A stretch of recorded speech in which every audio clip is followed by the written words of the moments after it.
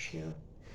আজ আমি অন্যরকম একটা কিছু নিয়ে বলবো। আমাদের মানব জীবনের প্রকৃত উদ্দেশ্যটা কী? তো আমরা আমরা জানি না যে আমরা কীভাবে আমাদের জীবনটাকে আমরা পরিচালনা করব।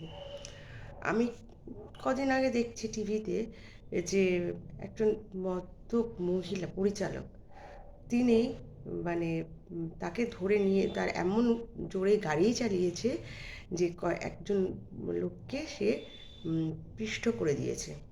সেই ভদ্রলোক মারা গেছেন। সেই ব্যক্তি মারা গেছেন এবং তাকে যখন পুলিশ নিতে এসছে, সে মদ্যপ অবস্থায় রয়েছে। আর সে ভ্যানে উঠতে পারছে না, সে বারবার পড়ে যাচ্ছে। তো আমাদের মানব জীবনের উদ্দেশ্যটা কি এটাই? আমরা এই মানব দেহ পেয়েছি ৮৪ লক্ষ জন্মগ্রহণ করার পর, ৮৪ লক্ষ দেহ পাওয়ার পর এই দুর্লভ এই মানব জন্ম পেয়েছি। তো এর প্রকৃত উদ্দেশ্যটা কি আমরা কেউ জানি না। তো এটা আমাদের তার জন্য আমাদের শাস্ত্র পড়তে হবে। শাস্ত্র পড়তে হবে আমাদের গীতা। আমরা যদি কোনো কিছু বাড়িতে নিয়ে আসি, ধরুন কোনো টিভি বা ফ্রিজ, তার মধ্যে একটা ম্যানুয়াল বুক থাকে। কেন থাকে? যে আমরা ওটাকে কীভাবে চালাবো, সেই জন্য ওটা দেওয়া থাকে। তেমনি আমাদের ম্যানুয়াল বুক হচ্ছে গীতা। আমরা আমাদের লাইফটাকে কীভাবে কীভাবে আমরা নিজেকে পরিচালিত করব, তার জন্য আমাদের গীতা পড়তে হবে। ঠিক আছে? এমন এমন কিছু আজকাল দেখি ছেলেমেয়েরা সিগারেট খাচ্ছে। এটা কি একটা একটা মেয়ে সিগারেট খায়, এটা কীভাবে নেওয়া যায়? হ্যাঁ, এটা কি তার মানব জীবনের উদ্দেশ্য? সিগারেট খায় কেন? এটা কি আমরা পাশ্চাত্য দেশের লোককে অনুকরণ করছি?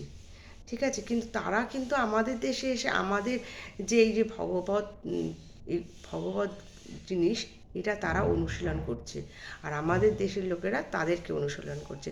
কিন্তু এটা তো সে জানে না যে আজকে আমি সিগারেট খাচ্ছি, ঠিক আছে মানলাম, কিন্তু তার যে পরবর্তী জীবনে বিয়ে হবে, তার ছেলেমেয়েরা তারা কি করবে? তাদেরকে কি বলবে সে? তাদেরকে বলবে তোমরাও সিগারেট খাও, তোমরাও মদ খাও। এটা এটা কি? এটা কোন যুগে আমরা বাস করছি আমি জানি না।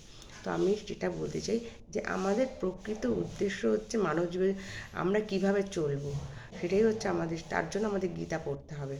গীতায় সব কিছু লেখা হয়েছে, আমরা কীভাবে চলবো, আমরা কীভাবে আমাদের জীবনটাকে নিয়ে অতিবাহিত করব, সেটা সম্বন্ধে গীতার সব জ্ঞান রয়েছে। তো আমাদের প্রথমে গীতা পড়তে হবে। আমি গীতা এরপরে আমি পরবর্তী স্টেজে আমি গীতা একটা লাইন সবসময় পড়বো। ঠিক আছে? এইভাবে আমি আপনাদের সামনে বলবো। আমি আমি একটা কী খেলাম এটাই আমি দেখালাম, এটা আমার উদ্দেশ্য নয়। আমি কিভাবে আমার জীবনটাকে পরিচালিত করব, এটাই আমার দেখানোর উদ্দেশ্য। হরে কৃষ্ণ।